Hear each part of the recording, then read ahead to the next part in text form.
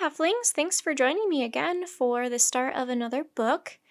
We are going to be getting into book number 11 of the Merlin Mission Magic Treehouse series. This one is called Dark Day in the Deep Sea. And yeah, we're going to just get right in and not waste any more time. So here we go. Chapter 1, Back to the Sea. Jack felt raindrops. He looked up and saw a summer storm cloud. "Hurry!" Jack called to Annie. They were riding their bikes home from the library. Jack's backpack was filled with library books. He didn't want them to get wet. As Jack and Annie pedaled faster, a large white bird swooped over them and flew into the Frog Creek woods. "Did you see that?" cried Jack. "A seagull!" called Annie. "It's a sign!"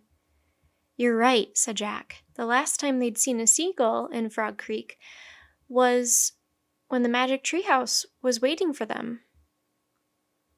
"The woods," said Annie. Jack and Annie bumped their bikes over the curb. The rain fell harder as they headed into the wet woods. Their bike tires bounced over the rough ground, crushing leaves and snapping twigs. "It must be time to look for another secret of happiness for Merlin," Jack called. "I hope Merlin's feeling better," shouted Annie. "I hope Teddy and Kathleen came with a treehouse," shouted Jack.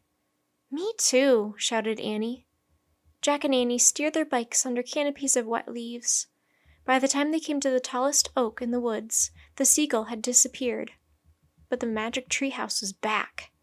It was high in the tallest oak, its rope ladder swaying in the wind and rain. Jack and Annie climbed off their bikes and propped them against the trunk of the tree. "Teddy! Kathleen!" Annie shouted. There was no answer. "I guess they didn't come this time," Jack said. "Ah, darn," said Annie. "I really wanted to see them." "Boo!" Two older kids looked down out of the treehouse window. A curly-haired boy with a big grin and a girl with sea-blue eyes and a beautiful smile. Both were wearing long green cloaks. "Yay!" cried Annie and Jack. The rain fell harder as they started up the rope ladder. When they climbed into the treehouse, they yanked off their bike helmets and hugged Teddy and Kathleen. "Morgan sent us to tell you about your next mission for Merlin," said Teddy. "How is Merlin?" asked Annie. Teddy stopped smiling. He shook his head. "Merlin still suffers from an unspoken sorrow," Kathleen said sadly. "When can we see him?" asked Annie. "We've learned 2 secrets of happiness to share with him," said Jack. "You may visit him after you have learned 2 more secrets," said Kathleen. "Morgan believes 4 is the magic number that will ensure success." "We have come to send you on your search for a 3rd secret," said Teddy. Kathleen took a book from under her cloak and handed it to Jack and Annie. "From Morgan's hands to our hands to yours," she said. Jack took the book from her. The cover showed waves crashing on a beach. "Wow," said Jack. "We're going to the ocean?" "Yes," said Teddy. "That is where you will next search for a secret of happiness." "The ocean always makes me happy," said Annie. "Once Jack and I traveled to a coral reef and swam with dolphins. And we ran into an octopus, but he was nice and shy and—" "But the shark we saw wasn't shy," Jack broke in. "It was a big hammerhead." "Oh my," said Kathleen. "We took a ride in a mini sub," said Annie. "It was so cool." "Until it started to leak said Jack. "We had to escape," said Annie. "Yeah," said Jack. "We tried not to splash, so the shark wouldn't notice us." "We had so much fun," said Annie. Kathleen smiled.